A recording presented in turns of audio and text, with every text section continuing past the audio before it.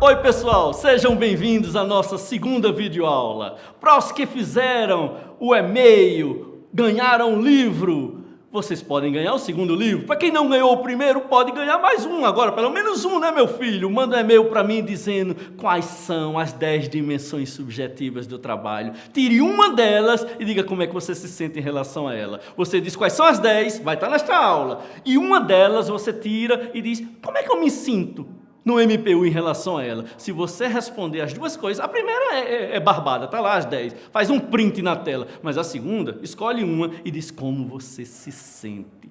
A aula de hoje é sobre as dimensões subjetivas do trabalho. Que coisa linda, sobre clima, sentido, satisfação laboral. Toma um cafezinho, toma uma catuaba, toma uma água gelada, mas preste muita atenção que eu vou falar de nós, do mundo do trabalho, como ele se relaciona com a gente. Primeiro, o trabalho, aquela metáfora, você já deve ter escutado muito, né? O que é que você está fazendo? Eu estou construindo um muro. Você pergunta, o que é que eu estou fazendo? A pessoa diz, eu estou construindo uma catedral. O que é que você está fazendo? Eu estou batendo um prego nesta tábua. O que é que eu estou fazendo? Eu estou batendo um prego nesta tábua deste barco que vai navegar. Percebe que muda o que você está fazendo? Num, ele é instrumental, ele diz no outro ele abre, ele amplia, porque o trabalho é isto, a gente não consegue definir o trabalho só com um único argumento. O trabalho é um misto, para você é uma coisa, para o outro é outra. Duas pessoas trabalhando no mesmo ambiente podem ter percepções diferentes daquele ambiente. Uma única empresa que roda uma pesquisa de clima, às vezes em 10 lugares, a pesquisa não dá satisfatório. Pesquisa de clima, de qualidade de vida, de satisfação no trabalho. Mas num lugar dá satisfatório. O que é que tem aquele lugar que deu bom? O trabalho, a etimologia do trabalho vem da palavra tripalium, que era um instrumento usado para colher trigo. Ele era 3 paus articulados que colhiam e quando levantavam o trigo, batia no trigo para sair o grão. E o grão ficava em cima de uma lona, de um tecido. Então, originalmente, ele era um instrumento de colheita. Mas eu acho que as pessoas associaram assim, já que bate no trigo, está batendo em mim também. Então, esse negócio é trabalho. Trabalho virou algo de tortura, de sofrimento, né? E aí, a gente vê também que no meio deste universo de tortura e sofrimento, que a gente fala do desencanto, também há o encanto. E aí as contradições, se você pegar na Bíblia, se você gosta de Bíblia, e botar uma pesquisa, trabalho, trabalhador ou trabalhar, mais de 200 versículos vão falar sobre isso. E alguns deles, o trabalho é quase como uma pena, vai lá e trabalha a terra. No outros, o trabalho é uma dádiva, feliz o homem que trabalha. Então o trabalho tem essas coisas, tem essas concepções. Toda vez que a gente fala em trabalho, a gente está grávido do infinito. E a natureza é grávida do contrário. Ele pode ser bênção ou maldição, ele pode ser prazer ou desprazer. Vai depender de como ele é, no mundo subjetivo percebido.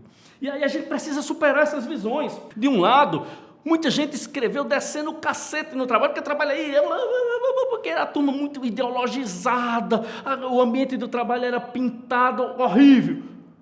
Por outro lado, tinha os românticos, os idealistas, utópicos, em que o ambiente do trabalho mais parecia um clube de campo.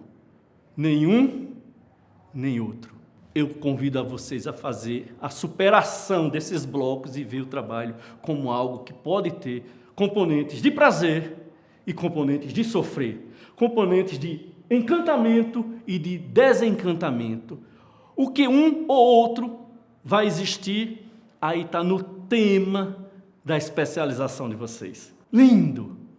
O que vai definir é modelo de gestão e qualidade de vida no trabalho. Isto é a mediação, é isto que vai, no fundo, fazer a transformação, que é o conceito de trabalho. Trabalho é tudo aquilo que o homem entra intencionalmente para transformar o ambiente onde ele está. O lazer pode ser trabalho, o grupo de igreja, o coral da igreja, o grupo de voluntários. E, quando o trabalho é remunerado, a gente chama de emprego. Bem, quais são as dimensões subjetivas do trabalho? Dimensões subjetivas do trabalho. Preste atenção no tema. Dimensões subjetivas do trabalho.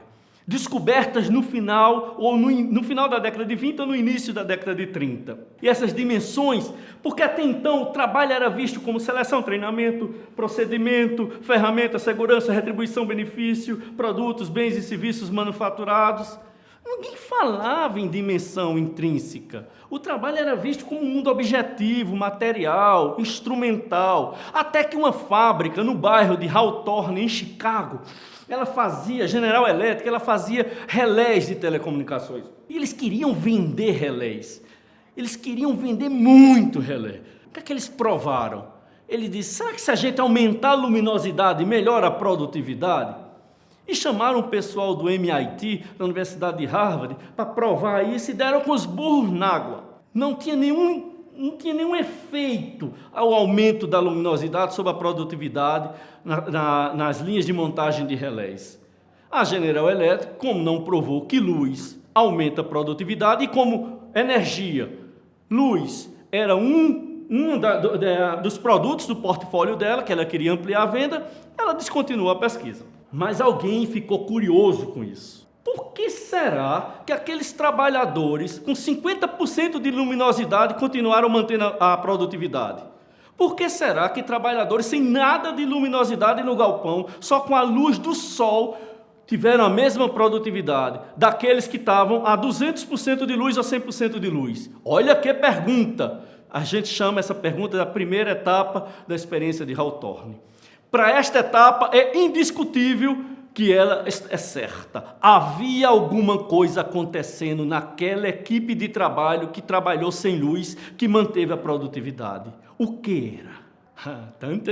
Presta atenção, não desliga não que eu vou te falar o que era. Mas aí eles continuaram a pesquisar. Bem, luz não impacta a produtividade, o grupo continuou produzindo. Mas se a gente incorporar um intervalo de 5 minutos a cada 2 horas de jornada, qual é o impacto na produtividade?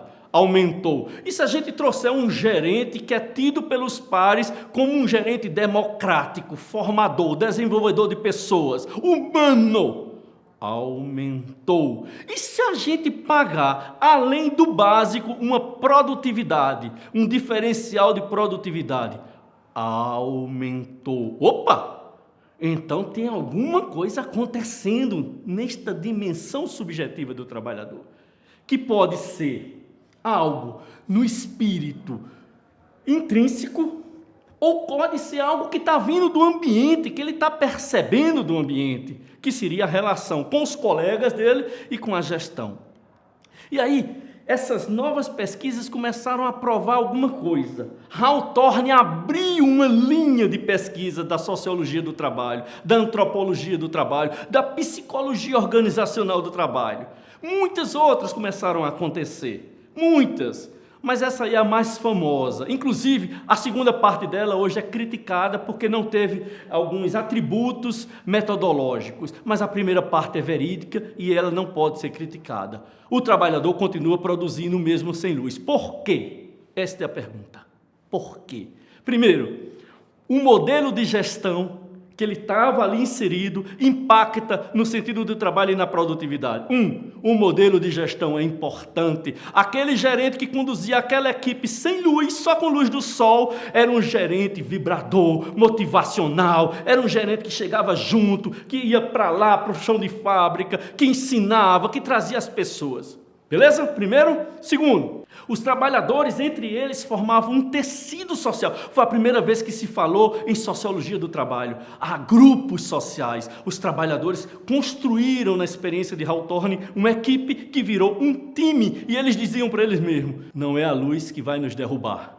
Nós vamos continuar produzindo cada vez mais. A gente vai encontrar uma forma de produzir mesmo sem luz, porque eles criaram um tecido entre eles. Terceiro, o trabalho adquiriu para eles um sentido maior, um sentido de pertencimento, de legado, porque eles eram da equipe de Elton Mayo, eles eram da equipe de pesquisa. Quantas vezes você no MPU já entrou em um trabalho e se sentiu assim? Com uma boa liderança, lhe estimulando o desafio, lhe mobilizando para conseguir fazer algo melhor para a cidadania, para o cidadão, para o cliente, o usuário do serviço? Quantas vezes? Pare um pouquinho esta videoaula, lembre-se do seu trabalho. Lembrem experiências em que você, independente das condições materiais do seu trabalho, da luminosidade, ou do salário, ou de situações em que você tinha que pegar muito trânsito, você ia com maior tesão. Por quê? Por que será que você se dedicava tanto àquele trabalho? E o nome disto é porque o trabalho adquire uma centralidade. Por que o trabalho é tão importante para mim e para você? Porque ele dá identidade. Você é Maria do MPT, do MPF, do MPU. É o João do MPT.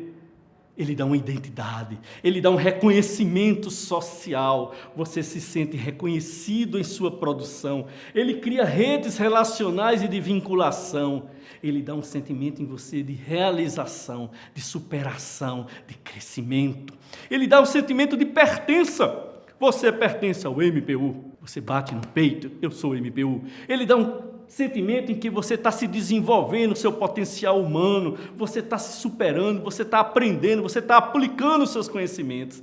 Ele cria uma cultura simbólica. Você vê a logo ou a identidade visual do seu órgão, você sabe a que ele se refere. Você vê a logo do MPT, se tiver 100 pessoas que não conheçam aquela logo e você vê aquela logo no outdoor, você diz, é a minha empresa. Ele regula a agenda. O trabalho é o principal marcador da agenda do ser humano. Por isso que na aposentadoria, e se vocês pegarem um dos meus textos do bode com farinha de aposentadoria, você vai ver que a síndrome do tempo elástico é a pior coisa que acontece na vida de um aposentado. Ele perde a marcação da agenda. Por isso que eu digo aos novos aposentados, comprem uma agenda. Ele é um espaço de criação. Você está se colocando, você está deixando o seu legado, mesmo que melhorando um processo, melhorando o ambiente onde você chegou, se torna melhor depois da sua saída. E ele é o lugar de propósitos. 3 conceitos: clima, satisfação e sentido. Clima. O clima de trabalho é como eu percebo, é a percepção compartilhada das políticas da empresa, dos procedimentos. É mais em relação à instituição. O clima está em relação à instituição. Quais são as variáveis? Suporte psicossocial, como o grupo me ajuda, como eu ajudo o grupo, se há cooperação ou não há cooperação. Suporte psicossocial é o meu grupo, é a minha equipe de trabalho. Estilo de gestão é o meu gestor. Como é que ele me transmite confiança? Como é que ele me ensina? Como é que ele me ademoesta? Como é que ele me orienta? Como é que ele me estimula? Valorização. O que eu entrego tem espaço para ser reconhecido? Ou eu sou um trabalhador invisível, um invisível social do trabalho? Ou seja, nunca recebi um elogio, um reconhecimento em tudo que eu fiz. Por último, expectativa de desempenho. O que eu tenho que fazer está claro? Eu sei o que eu tenho que fazer, são essas 4 variáveis do clima. Satisfação laboral, sentimento positivo agora em relação ao trabalho, é o que eu faço. Quais são as variáveis? Envolvimento com o trabalho, comprometimento organizacional, percepção do suporte que a organização me dá e meu nível de engajamento. Isso define satisfação no trabalho. Por último, vamos entrar em sentidos do trabalho. O que é um trabalho com sentido segundo um desses recortes? Autonomia. Possibilita autonomia, permite o desenvolvimento de relacionamentos satisfatórios, possibilita a autorrealização, possibilita aprendizagens em desenvolvimento, eu me vinculo a alguém, eu me reconheço no universo simbólico da cultura e eu me sinto contribuindo para alguém, para algo, para alguma coisa. Portanto, muito obrigado por esta segunda aula. E aí no seu trabalho, faça a diferença. O que você pode fazer para melhorar o ambiente em que você opera? Não espere pelo seu gerente, pelo seu gestor.